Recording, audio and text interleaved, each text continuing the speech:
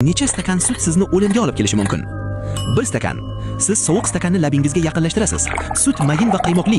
Sutdan qolgan mo'yluvni artib tashlaysiz va o'zingizni tetik his qilasiz. 5 stakan. Tetiklashtiruvchi sovuqlik yo'qoldi. Endi sut og'zingizda xuddi shilimshiqdek og'irlik qiladi. Har bir qultumni majburlab yutishga to'g'ri keladi. Qorningiz qattiqlashib, har bir nafas olganingizda undan baland ovozda shilqillagan ovoz chiqadi. 15 stakan. Siz sut mahsulotlariga g'arq bo'lyapsiz.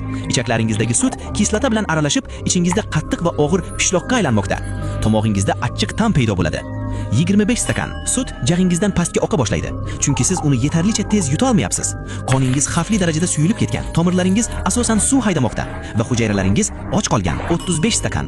Siz endi qaymoq ta'mini sezmaysiz, faqat ko'ngil aynishining metalsimon ta'mini sezasiz. Miyangiz suvdan zaharlanish tufayli kalla suyagingizga siqilib shishib ketadi.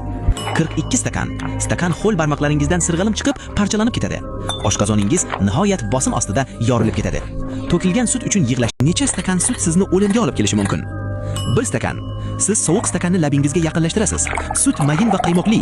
Sutdan qolgan mo'yluvni artib tashlaysiz va o'zingizni tetik his qilasiz. 5 stakan. Tetiklashtiruvchi sovuqlik yo'qoldi. Endi sut og'zingizda xuddi shilimshiqdek og'irlik qiladi. Har bir qultumni majburlab yutishga to'g'ri keladi. Qorningiz qattiqlashib, har bir nafas olganingizda undan baland ovozda shilqillagan ovoz chiqadi. 15 stakan. Siz sut mahsulotlariga g'arq bo'lyapsiz. Ichaklaringizdagi sut kislota bilan aralashib, ichingizda qattiq va og'ir pishloqqa aylanmoqda.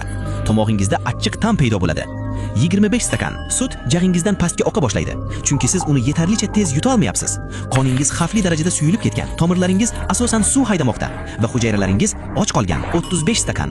Siz endi qaymoq ta'mini sezmaysiz, faqat ko'ngil aynishining metalsimon ta'mini sezasiz. Miyangiz suvdan zaharlanish tufayli kalla suyagingizga siqilib shishib ketadi. 42 stakan. Stakan ho'l barmoqlaringizdan sirg'alib chiqib, parchalanib ketadi. Oshqozoningiz nihoyat bosim ostida yorilib ketadi. To'kilgan sut uchun yig'lash